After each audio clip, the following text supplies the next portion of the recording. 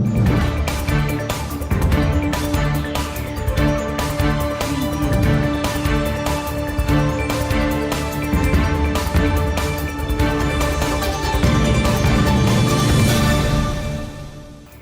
علیکم، capital 61 news کے ساتھ میں ہوں صالح جمال اور میں ہوں سفیر خان۔ سب سے پہلے ہیڈ لائن۔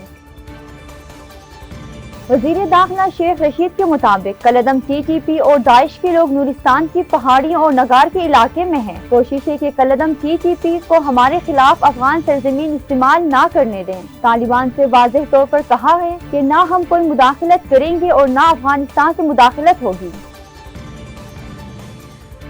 کابل ایئرپورٹ پر پاکستان انٹرنیشنل ایئر لائنز کے طیارے کو غیر معمولی کنٹرول ٹاور سے پیغام ملا کہ اپنا فیصلہ خود کرے۔ غیر متوقع پیغام موصول ہونے کے بعد پائلٹ مقصود بجرانی نے کنٹرول ٹاور سے اجازت لیے بغیر ہی طیارہ اڑایا اور تمام مسافروں کو بحفاظت پاکستان لے آئے۔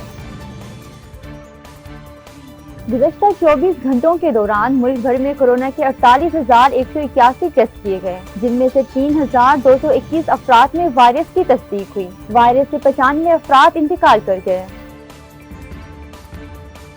کراچی میں آج 8ویں محرم الحرام کا مرکزی جلوس نشتر پارک سے برآمد ہوگا۔ جلوس کی گزرگاہ پر سیکیورٹی کے سخت انتظامات کیے گئے ہیں۔ گلیاں اور سڑکیں کنٹینر لگا کر سیل کر دی گئی۔ گزرگاہ پر موجود دکانوں کو بھی باقاعدہ طور پر سیل کیا گیا۔ بم ڈسپوزیبل اسکواڈ جلوس کے راستوں کو سرچنگ کرے گا۔ جلوس کی گزرگاہ پر موبائل فون سروس معطل ہوگی۔ پنجاب کے شہر بہاول نگر کے علاقے مروت میں غیرت کے نام پر نوجوان اغوا کر لیا گیا، جس کے بعد اسے بہیمانہ تشدد کا نشانہ بنایا گیا۔ نوجوان کو اغوا کرنے کے بعد برہنہ کر کے ڈنڈوں سے تشدد کیا۔ نوجوان پر تشدد کی ویڈیو وائرل ہونے پر آج ملزمان کے خلاف مقدمہ درج کر لیا گیا۔ 6 افراد کو گرفتار کر لیا گیا۔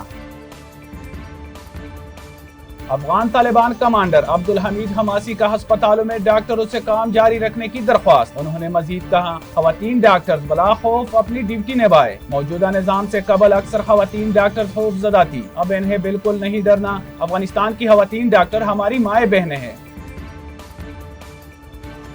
امریکی ناظم الامور کا کہنا تھا کہ میں اور میرا عملہ کابل میں موجود ہیں۔ ہم ہزاروں امریکی شہریوں اور کمزور افغانوں کی مدد کے لیے سخت محنت کر رہے ہیں، یہاں اپنی مصروفیت کو جاری رکھے ہوئے ہیں۔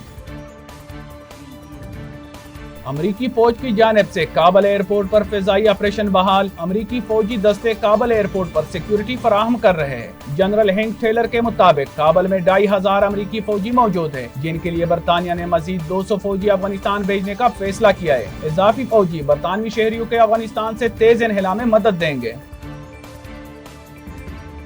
جو بائیڈن کا کہنا تھا کہ افغانستان سے امریکی فوج کی واپسی کا فیصلہ درست ہے، فیصلے پر کوئی شرمندگی نہیں، افغانستان سے انخلا کے فیصلے پر قائم ہوں، اس فیصلے کی وجہ سے تنقید کا نشانہ بنوں گا۔ امریکی افواج اور امریکہ کے لیے درست فیصلہ ہے۔